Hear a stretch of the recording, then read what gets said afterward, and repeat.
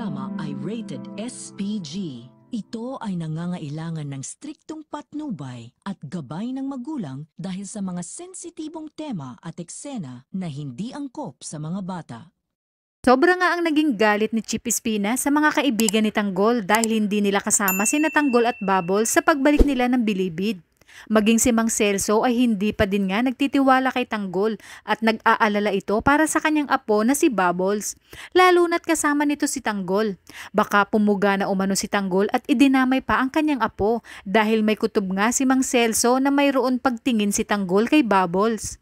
Sa kabilang banda, labis naman ang awa ni Bubbles kay Tanggol nang malaman nito ang nakaraan ni Tanggol sa kanyang pamilya, lalo na sa babaeng minahal nito ng sobra-sobra at isa sa dahilan kung bakit siya nakulong. Kaya naman dito ay mas naunawaan ni Bubbles si Tanggol at mas lalong nahulog ang kanyang loob sa binata dahil batid niyang isang mabuting tao talaga si Tanggol at naipit lamang sa mga sitwasyon sa kanyang mga pinagdaanan sa buhay. Kaya naman kampante si Bubbles na walang gagawing masama si Tanggol sa kanya. Kaya naman pumayag si Bubbles na tabi silang matulog dahil iisa lang ang kama sa kanilang kwarto. Ngunit ito na pala ang pagkakataon ni Tanggol upang ipagtapat kay Bubbles ang lihim nitong pagtingin sa dalaga. Hindi nga nagdalawang isip si Bubbles at agad ding sinuko kay Tanggol ang kanyang pagkababae at sabay nilang pinagsaluhan ang init ng kanilang mga katawan.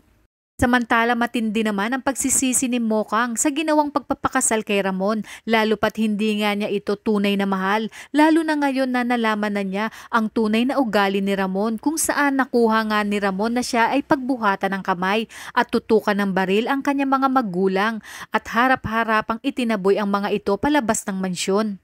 Kaya naman wala nang nagawa ang mag-asawang Marsing at Nita kundi bumalik ng Quiapo at tumuloy sa kanilang lumang bahay kung saan andoon si Roda. Napilitan na nga ang mag-asawang umalis dahil baka tuluyan sila ni Ramon. Hindi nga pumayag si Ramon na isama nila si Mokang kaya naman naiwan si Mokang sa mansyon.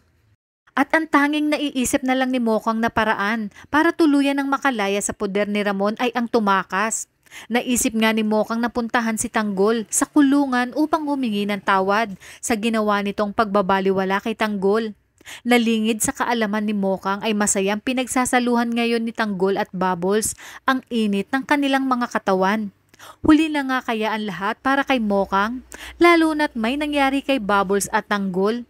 Sa inyong palagay, tatanggapin pa kaya siya ni Tanggol kung sakaling babalik ito sa buhay ni Tanggol o talagang mahuhulog na ang loob ni Tanggol kay Bubbles?